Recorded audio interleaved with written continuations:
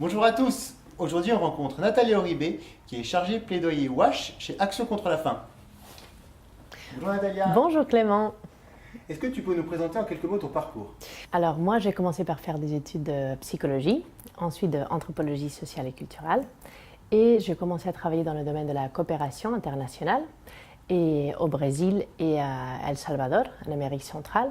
Et c'est là où j'ai vécu la réalité dramatique de la manque d'accès à l'eau propre et des services d'assainissement dignes.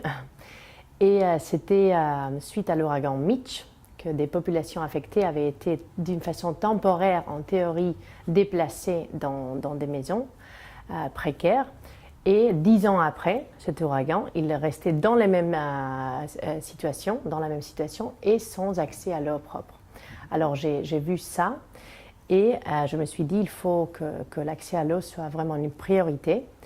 Et j'ai commencé à m'engager sur le sujet, à m'investir. J'ai travaillé avec des ONG et avec les Nations Unies, avec une forte approche des droits à l'eau et l'assainissement comme un droit vraiment de toute personne à avoir cet accès à l'eau de qualité. Est-ce que tu pourrais nous expliquer en quoi le plaidoyer est important dans le monde de l'humanitaire? La façon dont on définit les problèmes est très important pour après trouver les solutions qui vont avec, non? Alors, pendant pas mal de temps, on définissait les problèmes liés à l'eau comme des problèmes techniques.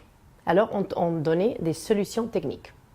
Mais aujourd'hui, on sait bien que ça ne suffit pas, les solutions techniques. Et que le problème de l'accès à l'eau et l'assainissement aujourd'hui dans le monde, qui est un problème grave, qui est une vraie crise si on regarde les grands chiffres, mais aussi l'impact que ça a pour la santé, pour l'éducation, pour le développement, etc. On se rend compte que ce n'est pas vraiment un problème technique, mais c'est un problème de volonté politique, c'est un problème de gouvernance.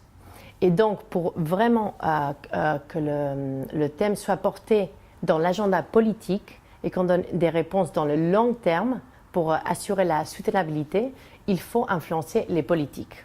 Et c'est là où le plaidoyer a un rôle très important à faire, en coordination étroite avec le travail opérationnel aussi. Est-ce que tu peux nous présenter les 3 projets avec lesquels Water Around the World et ACF vont travailler ensemble? On est très content de travailler avec Water Around the World. Et une des choses sur lesquelles ACF met l'accent dans son travail de plaidoyer, c'est de renforcer aussi les capacités de la société civile pour faire du plaidoyer et pour avoir une vraie influence dans l'agenda de l'eau à l'international. Alors il y a 3 projets très concrets. Un, c'est le Butterfly Effect, c'est une coalition des ONG partout dans le monde qui travaillent pour justement mobiliser la voix de la société civile. Il y a un autre projet qui c'est les Youth Delegates, qui est pour renforcer la participation des jeunes dans tous les processus, notamment dans le prochain Forum mondial de l'eau. Et en lien avec le Forum mondial de l'eau, il y a un 3e projet qui s'appelle Road to Brasilia, parce que ce Forum mondial aura lieu à Brasilia en 2018. Road to Brasilia vise justement à augmenter la participation citoyenne et en préparation de ce Forum mondial pour que vraiment l'engagement et la sensibilisation des populations soient améliorées. Qu'est-ce que tu attends du partenariat avec Water Around the World? Bon, Water Around the World, c'est une initiative excellente, très engagée. On espère bien que ça pourra nous donner des outils de communication et pour faire de la sensibilisation et du plaidoyer, parce que faire du plaidoyer, ça veut dire aussi montrer les évidences, alors montrer les choses qui marchent. Et à travers Water Around the World, on pourrait rencontrer les différents partenaires d'ACF sur le terrain, les jeunes, la société civile, mais aussi les responsables des centres de santé, les responsables du gouvernement, etc., pour voir tout ce qui a marché, l'impact des projets, et que ça puisse nous permettre aussi de développer nos messages de plaidoyer avec les évidences de tout ce que marche.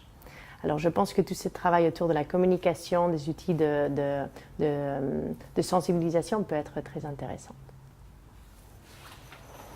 Merci Natalia. Merci à vous, j'espère que ça vous a plu. En tout cas, nous, c'était très intéressant. Et rendez-vous en Slovaquie.